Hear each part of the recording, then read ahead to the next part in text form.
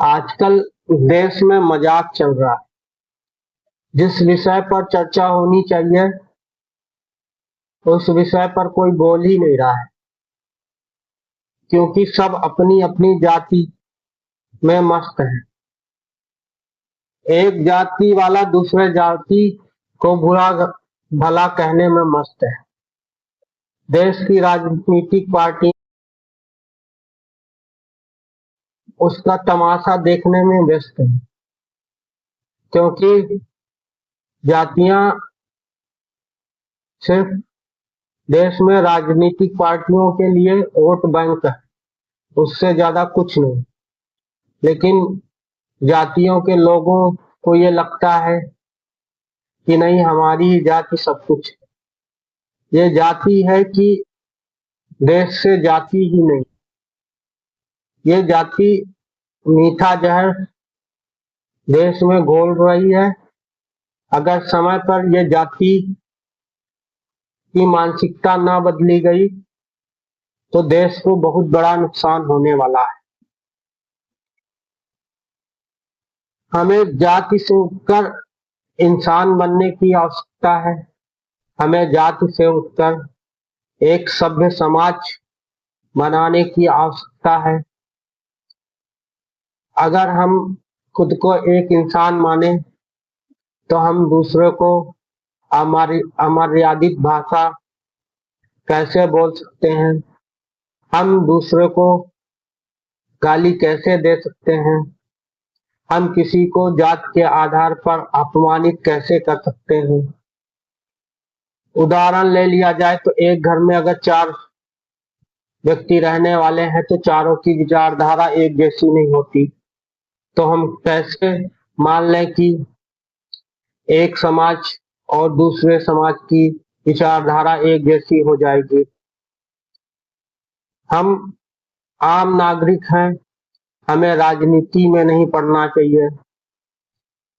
हमें राजनीति से कोई लाभ नहीं मिलने वाला। हम काम करने जाएंगे, मेहनत करेंगे, तभी 4 पैसे आएंगे, तभी हमारा घर परिवार चलेगा, तभी हम बच्चों को पढ़ा पाएंगे, तभी हम अपने घर में अच्छी सुख सुविधाएं ला पाएंगे।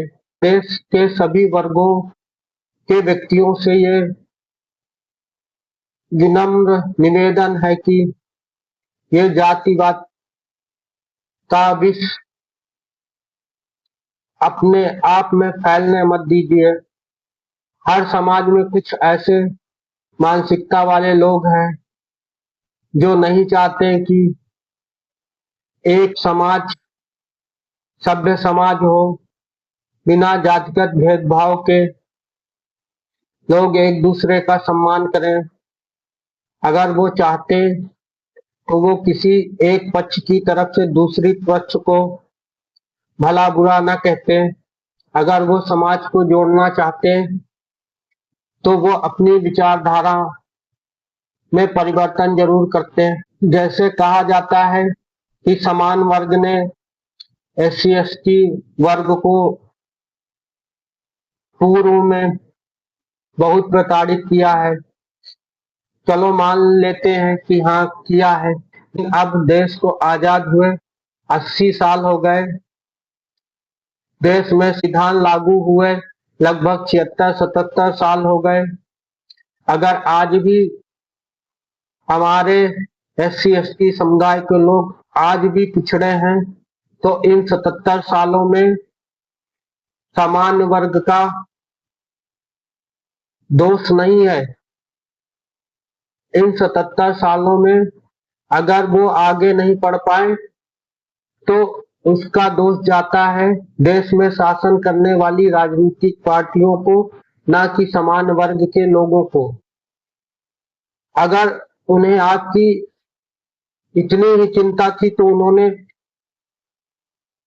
ऐसी व्यवस्था क्यों नहीं की कि जितने भी देश में SC/ST वर्ग के बच्चे हैं उनकी शुरुआती शिक्षा से लेके डिग्री डिप्लोमा तक सारी शिक्षा की व्यवस्था सरकार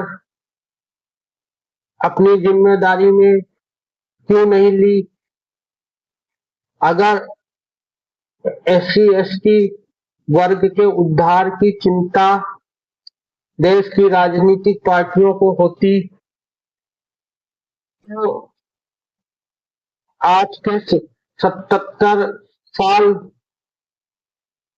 के पीरियड में ऐसा प्रावधान, ऐसी व्यवस्था क्यों नहीं लागू कर पाए कि देश के प्रत्येक निचले पायदान के व्यक्ति के बच्चे को मुफ्त शिक्षा, जब तक उनकी डिग्री पूरी ना हो जाए, उसकी जिम्मेदारी जो सत्ता पर बैठे पार्टियां हैं, जो देश को चला रही हैं, उनकी जिम्मेदारी होगी, या देश में जो सरकार चल रही है सारी जिम्मेदारी सरकार की होगी।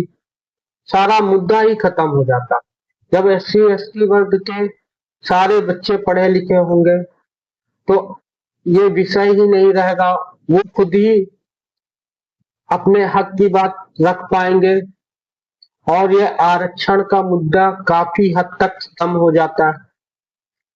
दूसरी बात UGC का, UGC कानून लाए बहुत अच्छी बात है, लेकिन उसमें आप सरकार ने क्या किया कि दोषी सामान्य वर्ग के बच्चों को मान लिया, जबकि ऐसा नहीं है।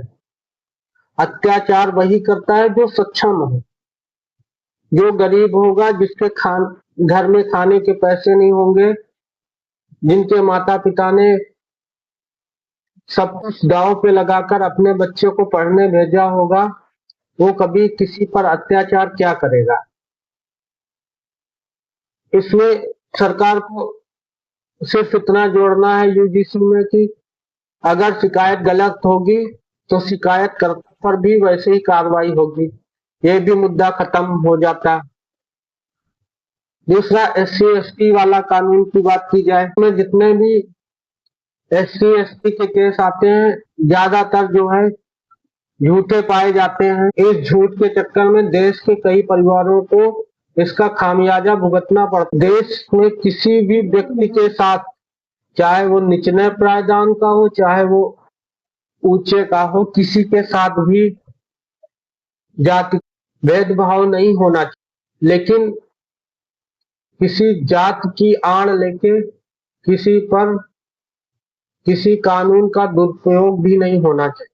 बाकी आप सबकी क्या राय है कमेंट करके जरूर बताएं और जाते जाते चैनल को सब्सक्राइब करते जाइएगा। धन्यवाद।